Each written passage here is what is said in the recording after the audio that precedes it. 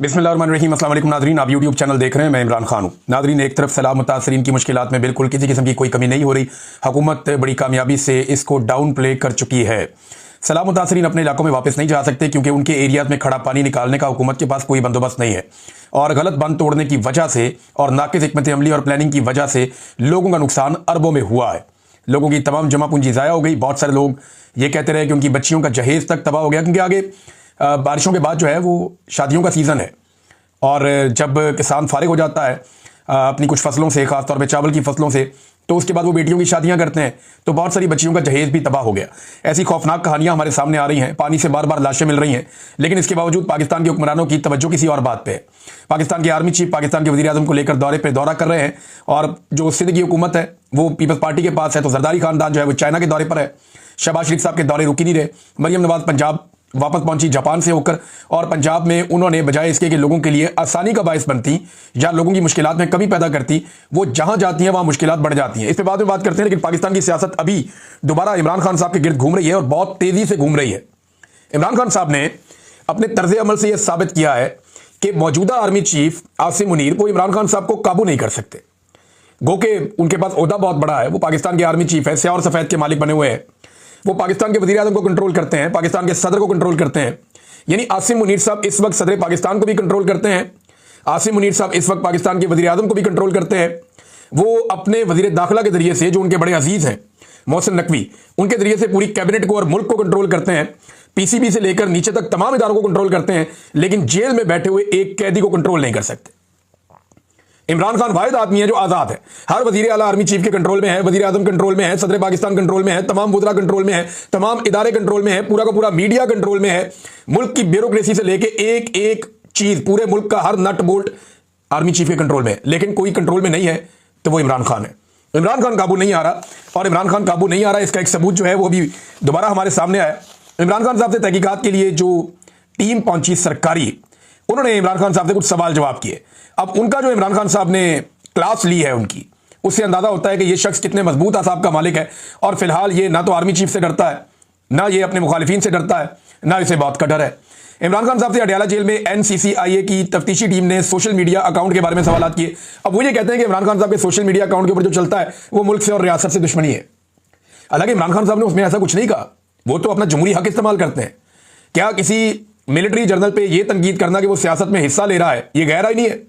ये काम तो नवाज शरीफ ने भी किया, मरियम नवाज ने भी किया है, ये काम तो जुल्फ़िकार भुट्टो ने भी किया और तारीख में सब करते रहे। बेनज़ीर भुट्टो ने भी किया है, आसिफ अली जरदारी ने भी किया है, मौलाना फजलुर रहमान ने भी किया है। तो अगर ये काम गैर कानूनी गहरा ही नहीं है तो ये इमरान खान अकेले ने तो नहीं किया, ये तो सब करते हैं। और फौज हर मरतबा ये एतराफ़ जुर्म भी करती है कि हमने सियासत में मुदाखलत की, लेकिन अब हम नहीं करेंगे। फौज का हमेशा से एक जुमला रहा है कि हमने सियासत में बहुत मुदाखलत की जो गलत थी, लेकिन अब हम नहीं कर रहे। और थोड़े अरसे के बाद कहते नहीं वो हम कर रहे थे, झूठ बोल रहे थे, अब नहीं कर रहे। फिर थोड़े अरसे के बाद कहते नहीं अब हम नहीं कर रहे, पहले हम झूठ बोल रहे थे। तो फौज खुद हमेशा एतराफ़ जुर्म कर लेती है। यानी मुशर्रफ दौर में भी यही कहानियां थी, राइल शरीफ के दौर में भी यही कहानियां थी, फिर उसके बाद जो है वो जनरल कियानी के दौर में भी यही कहानियां थी, जनरल बाजवा के दौर में भी यही कहानियां थी, अब जनरल आसिम मुनीर के दौर में भी यही कहानियां। तो फौज ने हर दौर में सियासत में मुदाखलत की है, लेकिन जिस वक्त की है उस वक्त नहीं माना, बाद में माना। ये भी मान लेंगे एक दिन आएगा। तो इमरान खान साहब कहते हैं जनाब सोशल मीडिया के अकाउंट के बारे में उन्होंने सवाल किए। इमरान खान साहब जवाबात के अंदर काफी गुस्से में आ गए और बड़े सख्त उन्होंने जवाब दिए। इमरान खान साहब ने खास तौर पे पूछा गया जबरान इलियास साहब के बारे में। जबरान इलियास जो है ना वो पाकिस्तान तहरीक इंसाफ के सोशल मीडिया के अंदर एक बड़ी बुनियादी आवाज है, और ये बड़ा तगड़ा नौजवान है। मैं इन्हें कोई ज्यादा नहीं जानता था, मेरा इनसे राब्ता हुआ यानी कुछ अर्सा पहले। जब मैंने इनसे बातचीत की तो एक नहायत पढ़ा लिखा इंसान है और बड़ा मुहिब्बे वतन आदमी है। यानी जबरान इलियास के साथ जब आप बात करते हैं तो आपको पता चलता है कि एक पाकिस्तानी को कैसा होना चाहिए। वो बेहतरीन आदमी है, वो जो भी बात करता है वो पाकिस्तान को सामने रख के करता है। मैंने ये जर्नलों को बातचीत करते हुए देखा, मैंने ब्यूरोक्रेट्स को बातचीत करते हुए देखा, मैंने जजेस को बातचीत करते हुए देखा, मैंने सियासतदानों को बातचीत करते हुए देखा, सहाफियों को बातचीत करते हुए देखा, कारोबारी हजरात को बातचीत करते हुए देखा। तो जब लोग मुश्किल में जाते हैं तो वो अपनी जात के बारे में सोचते हैं। लेकिन मैंने जबरान इलियास साहब के बारे में एक बात मैं आपको बताऊं, पता नहीं वो कल को क्या बनेगा क्या नहीं बनेगा, इमरान खान साहब उनके बारे में क्या सोचते हैं, कल वो यही सोचेंगे या नहीं। लेकिन एक बात पे मैं कन्विंस हुआ कि इस आदमी को पाकिस्तान की फिक्र है, और ये आदमी अपने उसूल पे खड़ा होकर पाकिस्तान के बारे में सोचता है। बहुत ही सीधा आदमी है और बहुत ही सादा आदमी है, कोई ज्यादा गुंजल उसमें है नहीं। बहरहाल उसके बारे में पूछा कि जनाब वो क्या वो चलाता है अकाउंट, तो इमरान खान साहब ने कहा नहीं। तो उन्होंने फिर दोबारा सवाल किए, उन्होंने कहा जी क्या राह चला रही है, मुसाद चला रही है, CIA चला रही है, कौन चला रहा है? तो इमरान खान साहब ने बड़े गुस्से में आकर जवाब दिया कि मुसाद से कौन राब्ते में है अच्छी तरह जानते हो, यानी तुम लोग जानते हो कि मुसाद से कौन राब्ते में है। देखिए, मुसाद से तो वही राब्ते ना जो इस वक्त फलस्तीन के हक में पाकिस्तान में एहतजाज नहीं होने देता। मुसाद से राब्ते में तो वही होगा ना जो इसराइल के खिलाफ आप पाकिस्तान में एहतजाज करें तो वो डंडे मारता है, गिरफ्तार कर लेता है, जेलों में डाल देता है। वही हो सकता है ना मुसाद के साथ राब्ते में। कोई ऐसा बंदा तो नहीं हो सकता जो एहतजाज की इजाजत दे, एहतजाज के लिए बाहर निकले। तो ये इमरान खान साहब ने, उन्हें कहा तुम अच्छी तरह जानते हो जबरान इलियास तुम सबसे ज्यादा मुहिब्बे वतन, वही बात इमरान खान साहब ने की। वो वाकई मुहिब्बे वतन आदमी है। उन्होंने कहा जी जबरान इलियास तुम सबसे ज्यादा मुहिब्बे वतन है, और अकाउंट्स कौन ऑपरेट करता है या कैसे होते हैं मैं ये नहीं बताऊंगा, वरना वो शख्स अगवा हो जाएगा। अच्छा, अब इसमें एक बात तो आप ध्यान में रखें, अगवा हो जाएगा तो इसका मतलब है इमरान खान साहब पाकिस्तान के अंदर इशारा कर रहे हैं कि अकाउंट कौन ऑपरेट करता है और कहां से होता है। अगर मैंने ये बताया तो वो शख्स अगवा हो जाएगा।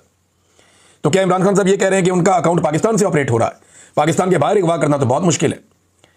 यानी पाकिस्तान के बाहर अगवा करना कुछ ममालिक में तो मुमकिन है, लेकिन अगर ये शख्स किसी मगरबी मुल्क में है तो फिर अगवा करना बहुत मुश्किल है।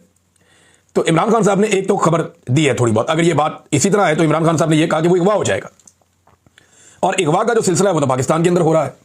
दूसरा, इसमें इमरान खान साहब का एक और पैगाम है। उन्होंने कैटेगोरी के लिए कहा नहीं बताता, जो करना कर लो। ये है इमरान खान। यानी उसने ये नहीं कहा मुझे नहीं पता कौन करता है। नॉर्मली जो आप कैदी पकड़ते हैं ना, उसको जब आप तफ्तीश करते हैं तो वो कहते हैं जी मैं नहीं जानता कौन चला रहा है। वो कहते हैं जी मैं कुछ कह नहीं सकता इसके बारे में। इमरान खान ने कहा नहीं पता है कौन चला रहा है, मैं जानता हूं कौन चला रहा है, लेकिन बताऊंगा नहीं, जो करना कर लो। और बताऊंगा इसलिए नहीं कि मैंने बता दिया तो वो बंदा अगवा हो जाएगा। तो ये इमरान खान साहब ने एक हिंट भी दिया और साथ में इमरान खान साहब ने तगड़ा जवाब भी दिया और अपने एक साथी को सपोर्ट भी किया कि नहीं जबरान इलियास तुम लोगों से ज्यादा मुहिब्बे वतन है।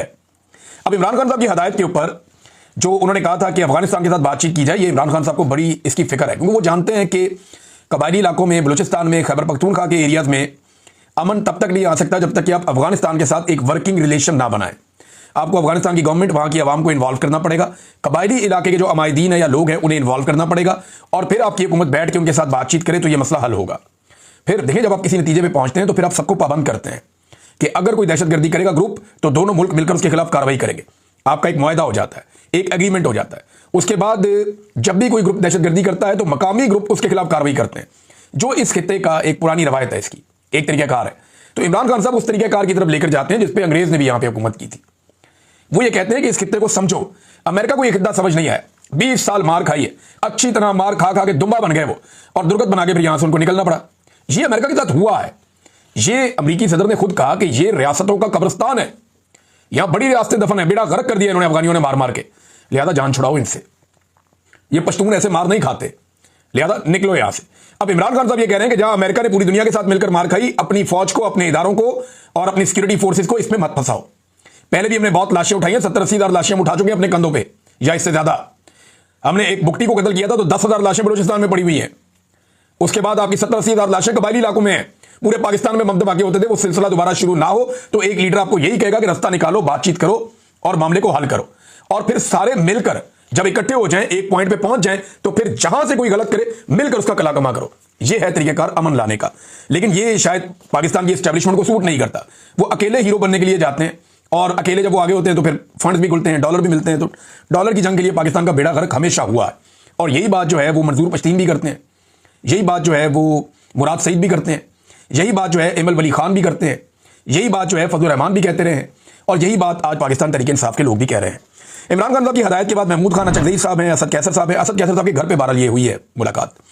रऊफ हसन साहब थे, आतिफ खान साहब थे, लतीफ़ खोसा साहब को मैंने देखा, और इसमें अल्लामा राजा नासिर अब्बास साहब बड़े काबिल जिक्र हैं। इन सब लोगों ने अफगानिस्तान के जो इस्लामाबाद में सफ़ीर हैं उनसे मुलाकात की है और इनके साथ बातचीत की। अब बातचीत का आगाज़ हो गया। जो इमरान खान साहब की हदायत थी, अली अमीन गंडापुर साहब ने तो बात नहीं मानी। अब हो सकता है कि ये लोग इसके बाद अफगानिस्तान जाएं और अफगानिस्तान की हुकूमत के साथ बातचीत करें, मामलात को आगे बढ़ाएं और कोशिश करें कि कोई पुल का किरदार अदा करें ताकि खित्ते में अमन आ सके। खासतौर पर जो पाकिस्तान के कबायली इलाके हैं जहां पे बहुत ज़्यादा कत्ल गारतगिरी हो रही है, यही हमारी फोर्सेज कत्ल हो रही हैं, हमारी क़यादत को फिक्र ही नहीं। नौजवान रोजाना शहीद हो रहे हैं, फौजी शहीद हो रहे हैं, अफसरान, और हमें फिक्र ही नहीं। भाई ये लड़ाई इस तरह की नहीं है कि आप इसको इस तरीके से लड़ें। आपको ये लड़ाई को किसी मंतकी अंजाम तक पहुंचाना पड़ेगा और सबको इकट्ठा करके दहशतगर्दी खत्म करनी पड़ेगी। ये नहीं हो सकता कि आप फैसला कर लेंगे, आप अकेले लड़ते रहेंगे लड़ते रहेंगे लड़ते रहेंगे और दहशतगर्द तो आते रहेंगे, फिर आप क्या करेंगे? तो आपको वो बंद बांधना है जहां से दहशतगर्दी पनपती है और शुरू होती है, इनके रास्ते बंद करने होंगे।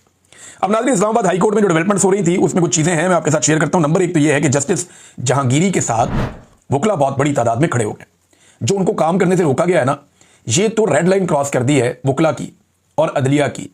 Chief justice Islamabad high court ने देखिए, chief justice Islamabad high court जो है, ये जस्टिस टोगर इनको लाया इसी काम के लिए गया था कि एस्टेब्लिशमेंट की मर्जी के मुताबिक मामला चलें, एस्टेब्लिशमेंट के जो पसंद के जजेस हैं उनके पास केसेस लगें और उनकी पसंद के मुताबिक फैसले आएँ। जो जजेस एस्टेब्लिशमेंट को पसंद नहीं उनको फारिग किया जाए। अब मिसाल के तौर पे जस्टिस जहांगीरी साहब को काम से रोक दिया गया। अब इस्लामाबाद बार काउंसिल ने और डिस्ट्रिक्ट बार काउंसिल ने एहतजाज का ऐलान कर दिया और इस बारे में बड़ा शदीद रद्देअमल आ रहा है तंजीमों का, और वकला तंजीमें इस पर आवाज़ उठा रही हैं, पंजाब में भी, मुख्तलिफ और जगहों पर भी, और सब ये कह रहे हैं कि ये इस्लामाबाद हाई कोर्ट में एक बड़ी ज्यादती की गई है जिसकी कोई गुंजाइश नहीं थी, और ऐसे अजीब और भोंडे तरीके से की गई कि अदालत के अंदर कुछ और कहा, चेंबर में जाके कोई और फैसला दे दिया, अदालत के अंदर मामला लटका दिया, चेंबर में जाके फैसला दे दिया, कोई ना हकायक पेश किए, ना कोई जरा हुई, ना कोई मामला आगे बढ़ा, काम से रोक दिया, बिला वजह रोक दिया काम से। भाई ये मामला भी पेंडिंग है, उधर सुप्रीम कोर्ट में भी है, सिंध हाई कोर्ट में भी है, फिर भी काम से रोक दिया। भाई अब कैसे रोक सकते हैं एक जज को काम से? ये जज वकील बना पहले, उसके बाद बहुत सारे सरकारी ओहदों से होता होता होता होता जज बन गया, कभी कोई एतराज नहीं आया। लेकिन जिस वक्त इस जज ने कहा कि एजेंसियां मुदाखलत ना करें, इंटेलिजेंस एजेंसियां जजों के काम में मुदाखलत ना करें, उस दिन ये दुश्मन बन गया। जिस दिन इसने एजेंसियों की मर्जी के खिलाफ इस्लामाबाद के 3 हलके खोले, उस दिन ये मुजरिम बन गया और अब उस जज को कटहरे में खड़ा करके काम से रोक दिया गया। जस्टिस बाबर सत्तार साहब ने एक बड़ा तगड़ा फैसला दिया, लेकिन इसके ऊपर भी कोई एक एक्टिविटी हुई है। लेकिन देखिए फैसला है क्या, ये ना 2 नंबर तरीके से इन्होंने एक रिटायर्ड जर्नैल को चेयरमैन पीटीए बनाया था। अच्छा, ये जो जर्नैल है, इनको चेयरमैन पीटीए जब बनाया था, उसके लिए इन्होंने सारा तरीकाकार ही बदल दिया था, तालीमी काबिलियत भी बदल दी थी, जो दूसरे उम्मीदवार थे इस ओहदे के लिए उन सबको बिठा दिया था। दबा दबू देते ना, बैठ जाओ भी, उन्होंने कहा जी हम इंटरेस्टेड नहीं है इसमें, बाद में भाग गए वो। फिर इनको बिठाने के लिए कानून भी बदल दिया गया, चीजें बदल दी गई, तो रातों रात कार्रवाइयां डाल के, क्योंकि इस जर्नैल को बनाना ही बनाना था, तो लाके इस रिटायर्ड जर्नैल को बना दिया। अब जनाब ये जो साबिक मेजर जनरल हैं, इनको जब इस ओहदे के ऊपर बिठा दिया गया तो ये मामला गया हुआ था हाई कोर्ट में, तो हाई कोर्ट ने इनको फारिग कर दिया। जस्टिस बाबर सत्तार ने ताकतवरों की मंशा के खिलाफ एक बहुत बड़ा फैसला दिया है। अब ये फैसला तो टिकता नहीं है, लेकिन फैसला तो उन्होंने बिल्कुल मेरिट के ऊपर दिया। ये टिकता तो नहीं फैसला, क्योंकि उसकी वजह यह है कि रात को यानी 3 बजे अदालत खत्म हो जाती है, तो 7-8 बजे पता चलता है कि जनाब वो अपील लग गई है। अब ये अपील लगेगी और फौरी तौर पे देखना एक डबल बेंच बन जाएगा और वो कहेगा जी फैसला मुअत्तल करते हैं, और ये जो मेजर जनरल साहब है ये अपना काम जारी रखें।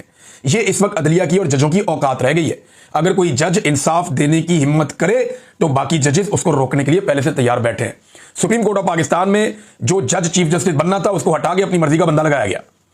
इस्लामाबाद हाई कोर्ट में जिस जज ने चीफ जस्टिस बनना था उसको हटाकर दूसरी जगह से अपनी पसंद का बंदा लाके उसको चीफ जस्टिस लगाया गया। इसी तरह लाहौर हाई कोर्ट में नीचे से उठा के अपनी पसंद की खातून को, जो पीएमएलएन के बहुत पुरानी इनकी फैमिली वर्कर है, उन्हें लाकर लाहौर हाई कोर्ट का जज बनाया गया। तो नाज़रीन, जब ये सारी चीजें हो रही है ना, तो अदलिया एक्चुअली कंट्रोल कर दी गई है। वकला की जिम्मेदारी है, अगर वकला इसे कंट्रोल करेंगे और इसके खिलाफ एहतजाज करेंगे और मामला को ठीक करेंगे तभी मामला ठीक होगा, वरना ये आप इसमें कोई बात ना रखें। नाज़रीन, आज़ाद कश्मीर में जो अवामी एक्शन कमेटी है वो एस्टेब्लिशमेंट के लिए एक दर्द-ए-सर बन गई है। अब इसको एक मनफी अंदाज में देखा जाता है कि ये बड़े मुश्किल लोग हैं। देखिए, पहले इनकी तादाद तो बहुत ज्यादा नहीं होती थी, मगर जब रिजीम चेंज ऑपरेशन किया गया तो नौजवानों में मायूसी पैदा हुई, और जब एक पॉलिटिकल पार्टी को दीवार के साथ लगा दिया गया, एक हुकूमत को गिरा दिया गया और एस्टेब्लिशमेंट ने अपनी मर्जी के बंदे लाकर बैठा दिए हुकूमत में, चूं का मुरब्बा इकट्ठा करके, तो लोग इतने मायूस हुए कि सबके सब अवामी एक्शन कमेटी का हिस्सा बन गए। अब अवामी एक्शन कमेटी बहुत ताकतवर हो गई, नौजवानों की बहुत बड़ी तादाद इसके साथ जुड़ गई है। ये रियासत के गले पर अंगूठा रख के अपने मुतालबात पूरे करवा लेते हैं। लेकिन आज़ाद कश्मीर में बिजली सस्ती है, पाकिस्तान में महंगी है, वहां आटे में सब्सिडी है, पाकिस्तान में नहीं है। वो अपनी तमाम सहूलियात लेते हैं, अपने तमाम मुतालबात पूरे करवाते हैं, अपने बंदे भी छुड़वा लेते हैं अगर उनके साथ जुल्म या ज्यादती की जाए तो अब उनके खिलाफ एस्टेब्लिशमेंट ने एक बड़ा अलायंस और अपना एक ग्रुप लॉन्च किया है, जिसमें ये आपको बंदे नजर आ रहे हैं। अब ये वो सारे लोग हैं जो एस्टेब्लिशमेंट के, इनमें नून लीग भी है, पीपल्स पार्टी भी है, पीटीआई के जो लोग तोड़े गए थे वो भी हैं, इसके अंदर जो है वो साबिक वज़ीर आज़म एक है वो भी है। तो इसमें सारे बंदे इकट्ठे करके उन्होंने अपना एक ग्रुप लॉन्च कर दिया है कि ये अब मुकाबला करेगी अवामी एक्शन कमेटी का। लेकिन देखिए, अवामी एक्शन कमेटी के साथ तो अवाम है, इनके साथ अवाम नहीं है, ये सिर्फ हवा के अंदर है। तो यही काम पीडीएम के साथ भी हुआ। पीडीएम की जमातों के साथ अवाम नहीं है, लेकिन फौज है, एस्टेब्लिशमेंट है। इसी तरह ये जो अवामी एक्शन कमेटी है उनके साथ अवाम है, और उनके मुखालिफ जो ग्रुप तैयार किया जा रहा है उसके साथ भी एस्टेब्लिशमेंट है और फौज है। लेकिन मुझे नहीं लगता पब्लिक में कोई इंपैक्ट आएगा, क्योंकि इन लोगों ने बाकी सूबों के बरक्स अपना हक बड़े जोरदार तरीके से लिया है और 29 सितंबर को इन्होंने एक एहतजाज का ऐलान किया हुआ है, जबकि 21 सितंबर से ये जो अब एस्टेब्लिशमेंट ने एक ग्रुप खड़ा किया है, ये मुसल्लह अफवाज से यकजहती के लिए मुहिम शुरू करेंगे और आज़ाद कश्मीर की सियासी क़यादत के नाम से इसको जनाब शामिल कर दिया गया और ये एक नया खेल शुरू हो गया है।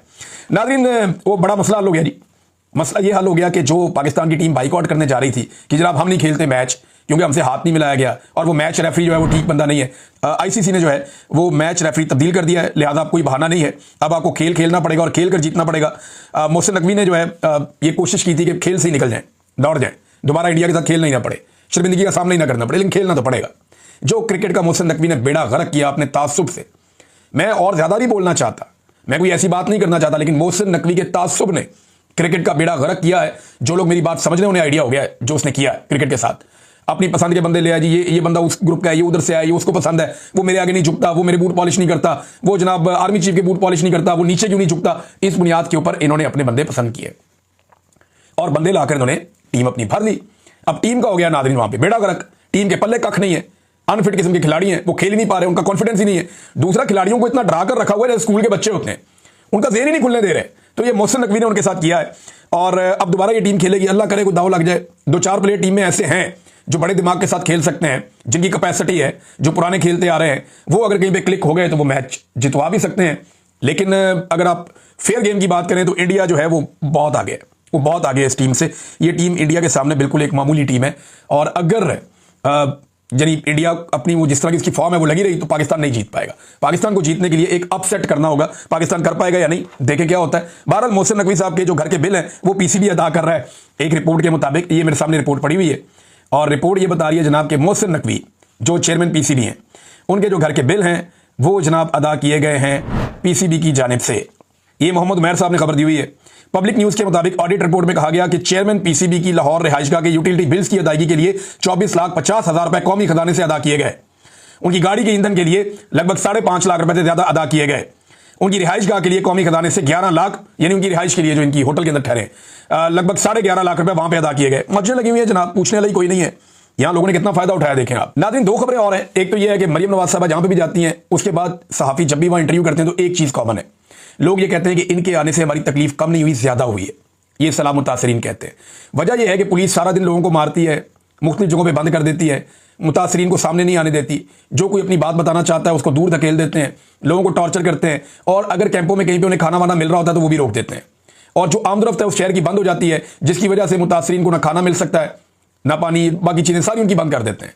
तो मुतासरीन बहुत परेशान है। बल्कि वो ये कहते हैं कि मरियम नवाज ना ही आए तो अच्छा है, कम से कम फलाई तंजीमें और जो यहाँ के लोग हैं वो हमारी मदद तो कर रहे हैं। लेकिन जैसे ही ये टिकटॉकर और बाकी सारे लोग वहाँ पहुँचते हैं तो बेचारे मुतासरीन का हाल बुरा हो जाता है, वो बेचारे इंतजार करते रहते हैं। और ये बहुत सारे इंटरव्यूज़ हैं, ये सोशल मीडिया पर मौजूद हैं, आप जाकर सुन सकते हैं, सारा दिन ये रिपोर्ट होता रहता है। नाज़रीन, इसराइल ने गजा पे एक बहुत बड़ा हमला शुरू कर दिया है और अब ज़मीनी हमला भी हो गया है। ज़मीन से, फ़िज़ा से और समंदर से ये एक शदीद तरीन हमला है और बहुत बड़ी तादाद में फ़लस्तीनी हिजरत करने पर मजबूर हैं।